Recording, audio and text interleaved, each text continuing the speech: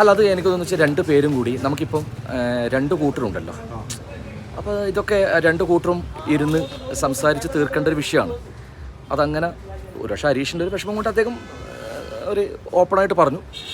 പക്ഷേ അത് എന്താ പറയുക, സിനിമ എന്ന് പറഞ്ഞാൽ ഭയങ്കര അങ്ങോട്ടും ഇങ്ങോട്ടും ഒരു സൗഹൃദത്തിലൂടെ പോകുന്നവരാണ്. അപ്പോൾ നമ്മളെല്ലാവരും പരസ്പരം അങ്ങോട്ടും ഇങ്ങോട്ടും സഹകരിക്കേണ്ടവരാണ്. അത് എത്രയും പെട്ടെന്ന് രണ്ടുപേരും എനിക്ക് വളരെ പ്രിയപ്പെട്ടവരാണ്. അപ്പോൾ അത് എത്രയും പെട്ടെന്ന് ഒന്ന് കണ്ട് സംസാരിച്ചിട്ട് അത് രമ്യമായിട്ട് പരിഹരിക്കുക. അല്ലാതെ നമ്മളെല്ലാവരും അതിൽ അഭിപ്രായം പറഞ്ഞ് അതിനെ എന്താ പറയുക പുണ്ണാക്കേണ്ട ആവശ്യമില്ല. അത് അവർ രണ്ടുപേരും തമ്മിലൊരു പേഴ്സണൽ വിഷയമാണ്.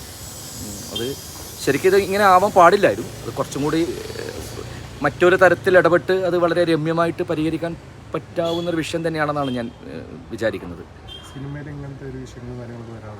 അല്ല, അതൊക്കെ സ്വാഭാവികമാണ്. കാരണം ഇത് സിനിമാ വിഷയമല്ല, ഇതൊരു പരസ്പര വിശ്വാസം അല്ലേ. അവർ തമ്മിലൊരു സൗഹൃദം ഉണ്ടായിട്ടുണ്ട്.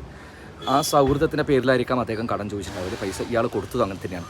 അത് തീർത്തും സിനിമാ വിഷയമല്ല. ഇത് സിനിമയായിട്ട് നിങ്ങൾ കൂട്ടിയോജിപ്പിക്കാൻ പാടില്ല.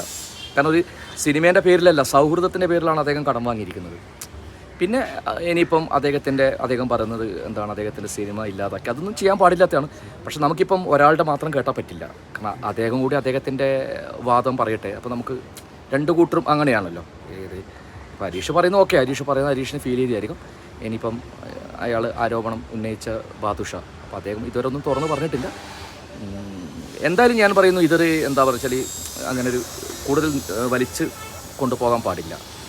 വളരെ രമ്യമായിട്ട് പരസ്പരം ഇനിയും എന്താ പറയുക, കലാകാരന്മാർ പിന്നെ ചില സമയത്ത് നമ്മളൊക്കെ ഒരു ഇമോഷൻ കൂടുതലുള്ളവരാണ് കലാകാരന്മാരെന്ന് പറയുന്നത്. കാരണം അതിവൈകാരികതയിൽ നമ്മളെ വല്ലാതെ ചിലപ്പോൾ അതാണ് ഈ കലാകാരന്മാരുടെ ഒരു പ്രത്യേകതയും ദൗർബല്യവും എന്ന് പറയുന്നത്. ഇങ്ങനെയുള്ള കലാകാരന്മാർ തമ്മിൽ എന്തെങ്കിലും പ്രശ്നം ഉണ്ടാകുമ്പോൾ സിനിമയിൽ നിന്ന് മാറ്റി നിർത്തൽ നമ്മുടെ മലയാള സിനിമയിലുണ്ടോ? അല്ല, അത് ഉണ്ടോയെന്ന് ചോദിച്ചു കഴിഞ്ഞാൽ അങ്ങനെ ഇതൊന്നും ഒരു ഗവൺമെൻറ് റോളിലല്ലല്ലോ. ഇത് ഈ സിനിമയിൽ അഭിനയിക്കുക എന്ന് പറയുന്നതിന് തികച്ചും വ്യക്തിപരമാണ്.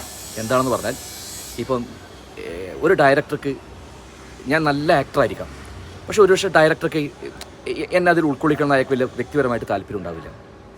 എന്തെങ്കിലും തരത്തിലുണ്ടാകാം. പ്രൊഡ്യൂസർക്ക് ഉണ്ടാവണമെന്നില്ല. അപ്പോൾ ഇതൊക്കെ ഒരു വ്യക്തിപരമാണ് സിനിമ എന്ന് പറയുന്നത്. നമ്മൾ ആ സിനിമയിലേക്ക് ക്ഷണിക്കുന്നതും അഭിനയിപ്പിക്കുന്നതൊക്കെ. അതുകൊണ്ട് എന്തുകൊണ്ട് എന്നെ ആ സിനിമയിലേക്ക് വിളിച്ചില്ല എന്ന് എനിക്ക് ഒരിക്കലും എവിടെയും പരാതി കൊടുക്കാനൊന്നും പറ്റില്ല. ഇത് മറ്റുള്ള ജോലി പോലെയല്ല. ഇതൊരു ലേബർ കമ്മീഷൻ്റെ കീഴിലോ ഇതൊരു തൊഴിലായിട്ട് പോലും നമുക്ക് അംഗീകരിക്കാൻ പറ്റില്ല. എന്തുകൊണ്ട് പറഞ്ഞാൽ തൊഴിൽ നിയമത്തിൻ്റെ കീഴിൽ 8 മണിക്കൂറാണ് തൊഴിൽ. ഇതൊരു ക്രിയേറ്റീവ് പ്രോസസ്സാണ്. ഒരു സർഗാത്മക പരിപാടിയാണ്.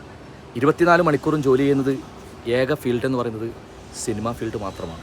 എല്ലാ കലാകാരന്മാർ, സിനിമ മാത്രമല്ല എല്ലാ കലാകാരന്മാരും. കാരണം ഒരു ഡയറക്ടർക്ക് വെളുപ്പിന് 4 മണിക്ക് ഷോട്ട് എടുക്കണമെന്ന് പറഞ്ഞാൽ നമ്മൾ ടെക്നീഷ്യന്മാരും ആക്ടേഴ്സും റെഡിയായിരിക്കണം. മറ്റ് തൊഴിലൊക്കെ ഷിഫ്റ്റ് ഉണ്ട്. 8 മണിക്കൂർ ജോലി ചെയ്താൽ അടുത്ത 8 മണിക്കൂർ ജോലി ചെയ്യേണ്ട അടുത്ത ഷിഫ്റ്റ് അങ്ങനെയൊക്കെ ഉണ്ടല്ലോ. ഇതിലങ്ങനെ ഇല്ല. അപ്പോൾ അതുകൊണ്ട് തന്നെ ഇങ്ങനെ മാറ്റി നിർത്തുന്നു.